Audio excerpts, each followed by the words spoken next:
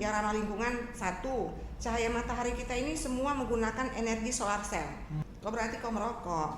Nggak tahu merokok di mana, tapi artinya nggak boleh merokok ke depan gitu. Artinya ya di luar di lingkungan kampus ini merokok bukan hanya asapnya, bau badannya juga nggak boleh gitu.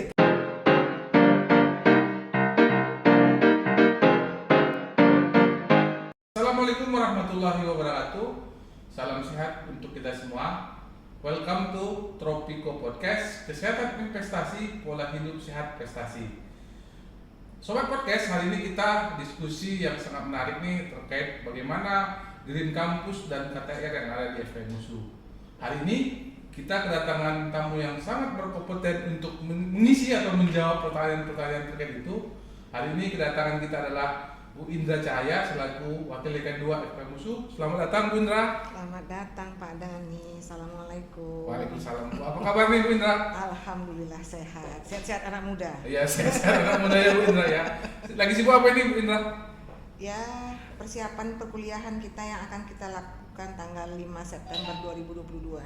Itulah persiapkan sarana prasarana untuk menyambut mahasiswa baru dan mahasiswa yang sudah mulai luring kembali. Ya, minggu depan Ibu, mahasiswa baru 2022 masuk ya? Iya, betul sekali Pak Dani. Ditambah nanti ada mahasiswa yang lama akan kembali. Iya, yang sudah hampir 2 tahun ya tidak aktif kuliah daring. Jadi kita akan persiapkan mereka untuk kembali kampus plus mahasiswa baru yang angkatan 2022.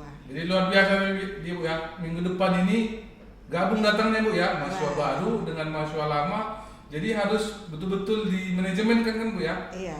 Posisi-posisinya agar nggak tabrakan dan nggak berkumpul di kampus Bu ya? Betul, inilah sebenarnya agak sulit ya, agak sulit. Tapi ya kita harus tetap mengkondisikan, kuliah tetap harus berjalan ya, walaupun misalnya di sana sini mungkin pasti akan banyak kekurangan, tapi kita akan berusaha lah untuk melengkapi supaya terpenuhi. Jadi kuliah dapat berjalan seperti biasa dan kesehatan masyarakat juga menjadi nomor 1, kesehatan mahasiswa menjadi nomor 1. Sekarang pun mahasiswa sudah mulai bosan Bu ya, kuliah daring ya. Jadi saya lihat juga mahasiswa-mahasiswa yang ada di rumah Bu, dengan hari ini kuliah kembali seperti biasa, antusiasme sudah luar biasa saya lihat ini. Ada semangat baru. Semangat baru. Dosennya ya? juga gitu. Iya semangat, betul ya. Bu. Karena kan topik mahasiswa baru kita juga apa Bu? Melampaui batas itu ya. Iya, melampaui batas ya Bu ya. Melampaui batas lah ya. Intinya memang betul-betul bangkit Bu ya. Iya, bangkit. Kemudian kita diskusi topik kita Bu ya. Kita cerita KTR dan Go Green Campus yang ada di USU Bu ya. Kalau menurut Ibu Indra sendiri yang menginisiasi terkait KTR itu bagaimana? Jadi gini, Fakultas Kesehatan Masyarakat itu mulai memberlakukan kawasan tanpa rokok itu sejak bulan Mei tahun 2016. Ya Bu. Itu diinisiasi oleh Ibu Dekan waktu itu, Prof. Ida Justina, yang mulai memberlakukan kawasan tanpa rokok untuk di lingkungan Fakultas Kesehatan Masyarakat. Dan itu mungkin satu-satunya yang ada di Universitas Sumatera Utara. Berarti baru FKM Bu? Baru FKM. Luar biasa, ya, baru FKM memberlakukan itu. Nah, itu ditujukan yang pertama untuk tenaga pendidik, tenaga kependidikan dan sivitas akademika FKM USU. Ya, itu ditujukan. Jadi bahwa di kawasan tanpa rokok ini sivitas akademika dilarang untuk menggunakan rokok, amat rokok, kemudian menjual, membeli, ya atau yang berkaitan lah dengan asap-asap rokok ya tidak diperkenalkan di lingkungan Fakultas Kesehatan Masyarakat. Jadi ada batas-batasnya itu diatur di SK Dekan itu, misalnya sebelah kiri berbatasan dengan mana, sebelah kanan berbatasan dengan mana, utara, timur yang bebas dari asap rokok. Jadi memang mula-mula agak sulit ya. Kalau saya ingat itu tahun 2016 itu masih banyak tenaga pendidik malah dosen yang masih merokok di lingkungan kampus ya. Nah, kemudian ya pelan-pelan kita mulai buat aturan-aturan lah ya, aturan-aturan misalnya spanduk-spanduk yang menyatakan bahwa harus kawasan bebas rokok, kemudian mulai menegur Kemudian pada rapat-rapat yang dilakukan secara reguler, dekan selalu mengingatkan itu supaya tenaga kependidikan itu tidak melakukan menggunakan asap rokok lah di kawasan di lingkungan FKM ini. Nah kalau mahasiswa kan gampang ngaturnya, ya kan, dibuat aja peringatan, dibuat spanduk, pasti mereka tidak patuhi. Tapi yang paling susah itu adalah tendiknya dan staf pengajarnya, dosennya ini gitu ya. Tapi perlahan-lahan alhamdulillah udah hampir 10 tahun, 2016 berarti 5 tahun ya, hampir 7 tahun. Dan ya insya Allah saya rasa nggak pernah lagi kita menemukan ada puntung rokok di kawasan FKM ini gitu. Ya, kita nggak tahu apakah mereka tetap, mungkin masih ada tenaga kependidikan itu yang merokok, tapi tidak di kawasan FKM gitu ya. Tadi mana mereka merokok terserahlah. Tapi kita mulai mendidiknya itu mulai dari di sini dulu, di lingkungan. Ya mudah-mudahan dia selama di lingkungan FKM ini dia bisa menahan diri. Mudah-mudahan yang di lingkungan luarnya dia juga bisa menahan diri, itu harapannya. Harapannya Bu ya.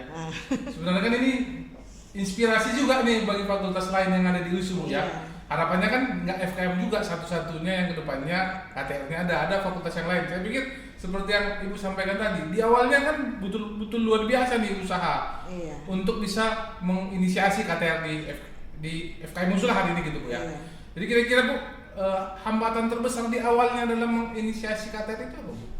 Hambatan terbesar itu adalah di lingkungan dalam sendiri, itu tadi dari tenaga pendidik dan tenaga kependidikan tadi yang tidak terbiasa tadi ya, yang terbiasa dia merokok sembarangan, membuang puntung rokok sembarangan, itu mengingatkannya itu memang kesulitan kita yang pertama-tama ya kan, mula-mula ya alah sikitnya kan gitu kan, alah berapa lah kan gitu ya, anak kecilnya misalnya segala macam. Tapi itu tadi, itu merupakan tantangan yang tidak bosan-bosannya. Jadi kita tidak melakukan pendekatan itu secara persuasif. Jadi belum ada hukuman atau punishment, itu nggak ada. Cuman hanya sekedar menegur tenaga kependidikan dan tenaga pendidik ini supaya tidak merokok di lingkungan kampus. Karena kalau misalnya mereka merokok di lingkungan kampus, itu biasanya dimulai di ruangan kecil. Di ruangan kecil mereka merokok, kemudian dihirup oleh teman-teman yang lain yang menjadi perokok pasif. Itu yang terjadi. Malah kalau di luar-luar ini kan, kalau tenaga kependidikan juga nggak merokok di lingkungan luar, tapi di dalam ruangan. Di dalam ruangan. Tapi itu tadi, ketika kita melihat ditegur, kemudian saling mengingatkan, itu tadi setiap rapat diingatkan, itu paling cerewet Bu Dekan mengingatkan itu supaya tidak melakukan hal tersebut, ya lama-kelamaan menjadi terbiasa. Dan satu lagi, tamu. Tamu itu tetap juga diingatkan supaya wah ini kawasan tanpa asap rokok. Misalnya ada tamu-tamu dari luar yang kebetulan dia mulai menghisap rokoknya lah di luar kampus, itu kita ingatkan bahwa di sini kawasan tanpa rokok loh gitu. Jadi nggak boleh sembarangan merokok gitu. Dan kita tidak menyediakan asbak rokok di ruangan-ruangan, itu tidak menyediakan asbak rokok. Tempat puntungan rokok juga tidak kita sediakan. Ya alhamdulillah, mudah-mudahan ya sampai sejauh ini saya rasa kita masih konsisten. Itu tadi, tamu-tamu dari luar pun misalnya mau coba merokok, ya kita ingatkan bahwa di sini kawasan tanpa rokok. Jadi lingkungan yang sudah kita siapkan juga akan mengajak orang luar supaya mengikuti perilaku kita gitu ya. Iya betul Pak Dani. Jadi saya menarik juga nih, ada statement Ibu tadi, di FKM ini ada KTR tapi tidak ada sanksi, tidak ada reward dan punishment. Tidak ada, tapi perubahan perilaku terjadi nih Bu ya. Perubahan. Kalau bisa Ibu jelaskan bagaimana fenomena ini terjadi di FKM dengan kondisi kayak gini Bu? Ya itu tadi, melalui centilan-centilan manis mungkin oleh Ibu Dekan dan para dekanat inilah, yang pada umumnya kan kami perempuan ini ya, centilan-centilan manis tapi nyelekit gitu ya.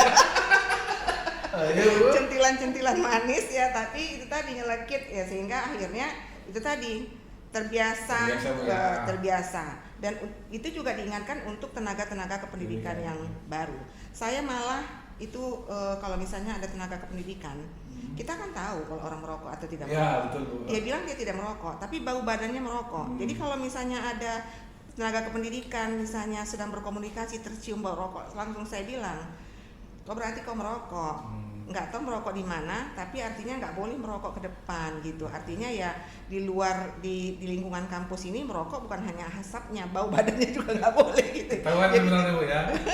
Dari perilaku dia, dari gestur dia sebenarnya ada tahu merokok sebenarnya. Tahu, masih ada.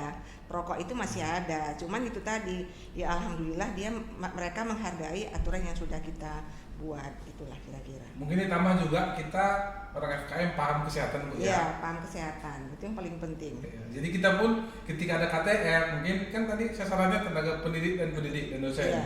Ada KTR, dinampak mahasiswa dosen yang merokok atau pegawainya merokok, mereka pun kali malu Bu ya. Kali malu. Jadi tahu dia itu salah, yang akhirnya mungkin mereka sudah bisa berubah perilaku mereka gitu ya. Iya, kira-kira gitu ya. Terus kemudian cerita KTR dengan Green Campus nih Bu. Iya. Kira-kira kalau menurut Bu apa sih hubungan KTR dengan Green Campus Bu? Jadi Pak Dani waktu kira-kira tahun yang lalu lah ya, tahun 2021 itu USU mengadakan sayembara untuk Green Campus, ya kan. Jadi setiap fakultas itu diikut sertakan lah ya dalam penilaian Green Campus. Dan alhamdulillah itu Fakultas Kesehatan Masyarakat masuk ranking 2, ranking 3 ya, ranking 3 untuk Green Campus. Ranking pertama itu Fakultas Kedokteran, kedua itu Fakultas Teknik, kemudian yang ketiga Fakultas Kesehatan Masyarakat. Nah, saya beranggapan bahwa salah satu yang menjadi kekuatan kita ya di antara kampus-kampus yang lebih senior, yang lebih luas, yang lebih green mungkin ya kan. Salah satu kekuatan kita adalah bahwa kita sudah menerapkan kawasan tanpa rokok ini.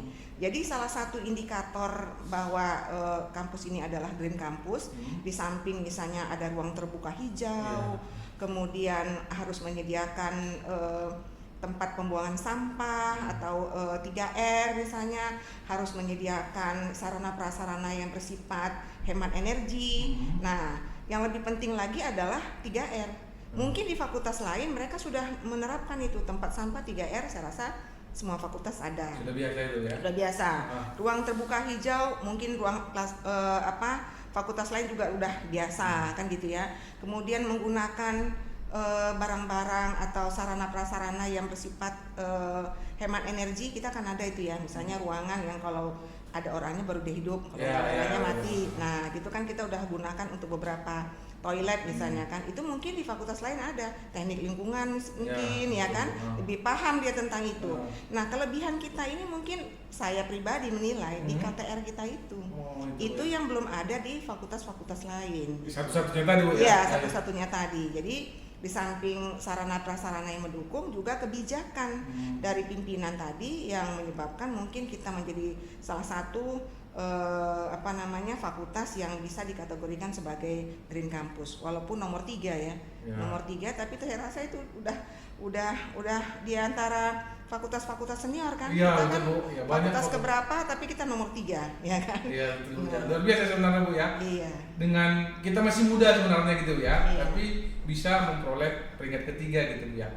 Kemudian dengan adanya Green Campus ini ada nggak standarnya terkait ruangan, bangunan, bentuk banyaknya ruang terbuka hijau, gimana kira-kira? Sebenarnya untuk penilaian Green Campus itu banyak item-item yang harus dinilai. Ya kan, kita pun ngisinya juga banyak. Salah satunya itu tadi, satu, ruang terbuka hijaunya harus lebih dari 30%. Ya kan, makanya tidak boleh semua sarana prasarana itu dibangun oleh bangunan. Harus ada tempat penyerapan air, kemudian harus ada tanaman-tanaman yang teduh dan sebagainya, ya kan. Kemudian yang kedua, KTR tadi ya, kawasan tanpa asap rokok, itu udah pastilah kita ya. Tidak membakar sampah juga kita di sini kan. Kita tidak juga membakar sampah. Jadi asapnya bukan hanya dari rokok, jadi juga dari sampah. Kemudian 3R. 3R tadi bahwa pengolahan sampah kita sudah cukup baik dengan reuse, recycle gitu ya.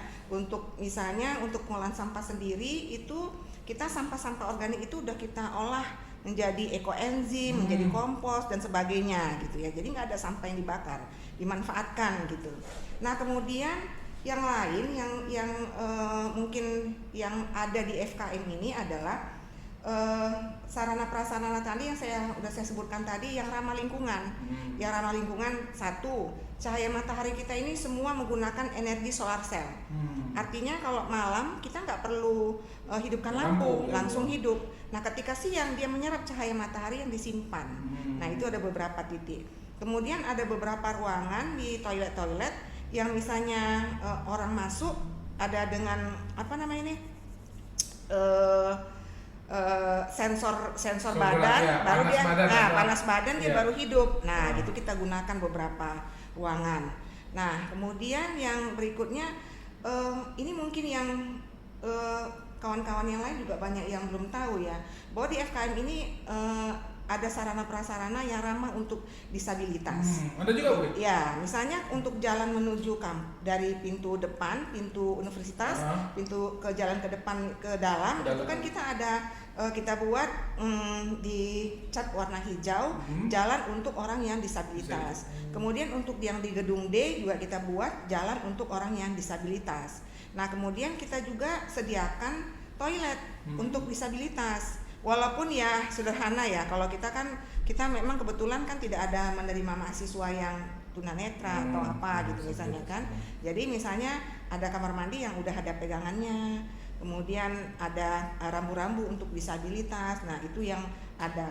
Kemudian kelengkapan sarana prasarana lainnya seperti apa dan lain-lainnya yang selalu kita update, misalnya tidak expired dan sebagainya.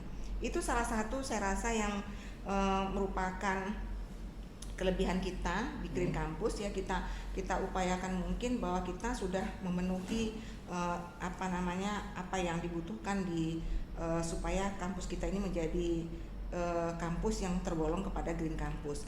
Nah satu lagi kebijakan dari pimpinan juga, surat edaran dari dekan bahwa mahasiswa, tenaga kependidik dan tenaga kependidikan itu wajib membawa tumbler. Jadi tidak membawa minuman kemasan dan menyediakan air minum, air minum yang bekerja sama kita dengan PDAM sehingga mahasiswa kapan saja bisa dapat mengisi ulang gitu.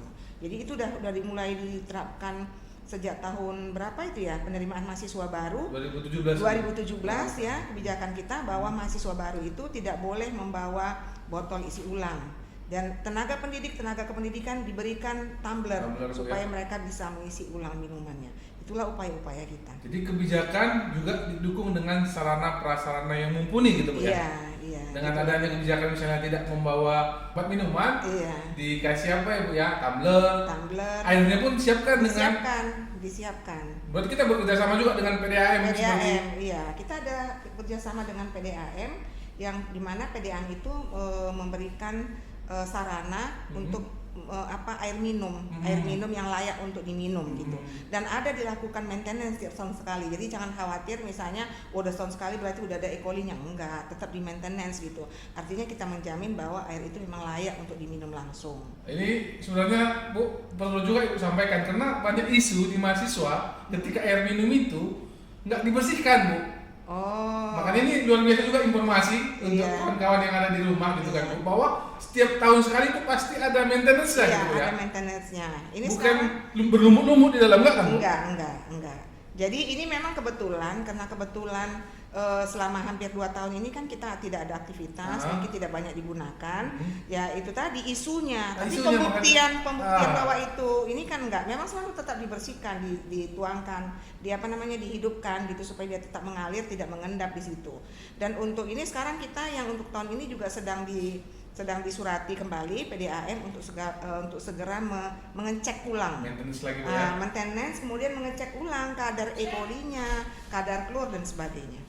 Jadi itu dia Bu, balik informasi kawan-kawan. Banyak mahasiswa nih Bu, kalau curhat ke saya, Pak, itu Pak dibersihkan Pak untuk air PDAM itu, saya bilang kan.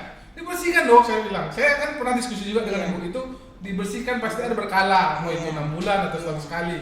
Nah ini informasi di Sahabat Podcast juga nih. Itu sebuah hal yang memang betul-betul rutin dibersihkan. Jadi jangan ragu lah ya Bu ya untuk minum di situ. Jadi kebijakan Go Green ini memang sangat berkaitan dengan KTR tadi Bu ya, kawasan tanpa asap rokok tadi yang ada di FKM itu sendiri Bu ya. Jadi memang kita menyiapkan ini secara komprehensif dan menyeluruh Bu ya. Ada kebijakannya, sarana juga kita siapkan dengan baik. Iya betul. Jadi bukan hanya peraturan, sarana prasarana juga harus kita siapkan gitu. Karena memang kan Bu, kalau sebuah peraturan tanpa sarana nggak efektif jalannya gitu. Iya. Yang ujung-ujungnya reward punishment saja agak sulit untuk merubah perilaku. Iya. Makanya tadi kan saya tanyakan ke Ibu nih, kenapa orang bisa berubah di FKM dengan KTR tadi? Memang sarananya mumpuni gitu Bu. Sarannya dipenuhi, kemudian pendekatannya secara persuasif. Ya, yang pelan-pelan akhirnya perilakunya bisa berubah. Gitu, Bu. Iya. Jadi saya ada juga Ibu sampaikan ramah kelompok-kelompok rentan seperti disabilitas tadi. Ini juga salah satu ya Bu, konsep Go Green yang di salah satu standar ya Bu. Iya. Go Green yang memang dibuat kriteria kemarin Bu ya. Iya. Jadi untuk kelompok-kelompok rentan pun mau datang ke kampus ataupun mau berkunjung ke FKM itu masih mudah lah ya Bu ya. Iya, mudah. Ini kita sudah dulu adanya itu kita letakkan kan di gedung A gitu ya. Nah, sekarang baru ditambah untuk di gedung D. Jadi supaya kan jalan masuk, pintu masuk kalau dari kendaraan roda 2 itu kan dari gedung D. Nah, di gedung D itu mulai dari jalannya udah kita buat supaya dia mudah jalan. Kemudian sudah kita arahkan, kemudian sudah kita tambah satu ruangan untuk toilet untuk disabilitas gitu. Untuk orang yang berkebutuhan khusus lah, misalnya gitu ya. Jadi supaya dia ada tempat pegangannya, kemudian pegangannya lah ya, pegangannya, kemudian jalannya, dan dia tidak terganggu dengan orang yang lain. Ya. Nah, mungkin pelan-pelan nanti kita akan tambah untuk gedung-gedung yang lain. Ya. Itu dia, sobat podcast semuanya, informasi yang saya pikir mencerahkan untuk kita semua. Jadi kalau menurut Ibu Bu, dengan adanya Green Campus dan KTR ini, ada perubahan signifikan nggak antara kebersihan kampus, kualitas udara yang ada di FKM menurut Ibu? Ya, kita sebenarnya secara belum pernah mengukur dengan menggunakan ISPU ya, walaupun ada alat ISPU-nya ya. Ini jadi masukan juga ini sama dari Pak Dan ini. Kita punya alat, kenapa nggak kita ukur gitu ya? Kalau kita lihat secara visual, kita yakin bahwa di lingkungan FKM ini pasti udaranya bersih gitu ya. Tapi untuk membuktikannya perlu kita ukur dengan menggunakan alat kita punya alat ISPU. Kita ukur betul nggak ya ada debu apa enggak gitu ya. Kalau kita lihat secara kasat mata, secara visual dengan banyaknya tumbuh-tumbuhan, dengan ruang terbuka hijau, saya rasa ya semua orang yakin bahwa di sini udaranya sehat gitu ya. Tapi itu pun masukan dari Pak Dani tadi, nanti kita coba ukur betul nggak ya, gitu ya, supaya kita lebih meyakinkan lagi memang betul-betul FKM ini memang betul-betul green campus, sehat, udaranya bersih, sehat. Gitu. Ada KTR-nya juga ya Bu. Berarti puntung-puntung rokok yang seperti Ibu sebutkan di awal tadi sudah jarang atau tidak ada sama sekali? Tidak ada sama sekali, saya pastikan tidak ada sama sekali. Tidak ada sama sekali. Jadi luar biasa nih FKM ini ya. Jadi untuk sobat-sobat podcast semuanya, datang ke FKM gitu ya. Dia FKM membuktikan statement kami barusan gitu. Yang terakhir mungkin Bu, ketika kita berbicara Green Campus atau KTR, apa sih harapan Ibu untuk KTR atau Green Campus yang ada di USU atau FKM secara khusus gitu Bu? Ya, harapannya mudah-mudahan sivitas akademika FKM USU ya dapat mempertahankan apa yang udah ada ya, mempertahankan apa namanya istilahnya, dapat menjaga dan meningkatkan kualitas lingkungan kita ya, terutama melalui KTR ini. KTR ini pun kalau misalnya nggak kita ingat-ingatkan bisa jadi kita terlupa juga lagi. Jadi tetap kita jaga dan kita pertahankan supaya kualitas lingkungan di Fakultas Kesehatan Masyarakat ini menjadi lebih baik, dan otomatis ya kualitas pendidikannya juga jadi lebih baik ya. Lingkungan yang bersih kan akan menghasilkan orang-orang yang bersih, betul, yang baik dan bersih, ya. Gitu. Pasti sejalan itu ya. Sejalan kira-kira gitu. Terakhir, ini betul-betul terakhir Bu ya. Pesan Bu, pesan untuk sobat podcast di rumah kira-kira seperti apa Bu? Apa yang mau dibilangkan? Pesan untuk terkait KTR atau pesan terkait Green Campus apa kira-kira? Ya, harapannya supaya Fakultas Kesehatan Masyarakat ini menjadi motor penggerak dari Green Campus Universitas Sumatera Utara. Terutama tadi dimulai dari KTR, kemudian Green Campus menjadi motor penggerak dan menjadi barometer kebersihan lingkungan atau Green Campus di lingkungan Universitas Sumatera Utara. Jadi FKM sebagai standar gitu Bu ya. FKM sebagai barometer juga ya, yang akhirnya seperti statement di awal tadi, nggak satu-satunya. 16 fakultas kita, semuanya KTR, Green Campus, dan ujung-ujungnya ini usunya secara institusi yang lebih besar lagi, betul-betul usu yang Green Campus gitu ya. Usu yang Green Campus. Itu mimpinya sebenarnya Bu ya. Barometernya harapannya di FKM, percontohannya FKM yang mungkin sobat podcast atau orang-orang yang menonton ini bisa melihat atau menjadikan FKM sebagai dasar atau barometer gitu ya. Mungkin itu yang kita diskusikan. Ada kira-kira kata-kata terakhir yang mau Ibu sampaikan? Udah banyak kali terakhir tadi. Terima kasih Bu Indra.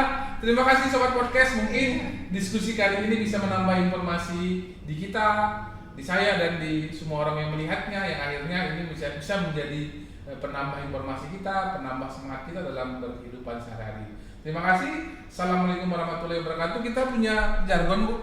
Apa itu jargon? Bisa sama-sama Bu. Kesehatan investasi, pola hidup. Kesehatan investasi, pola hidup sehat prestasi. Oke, kita nanti bareng-bareng Bu ya.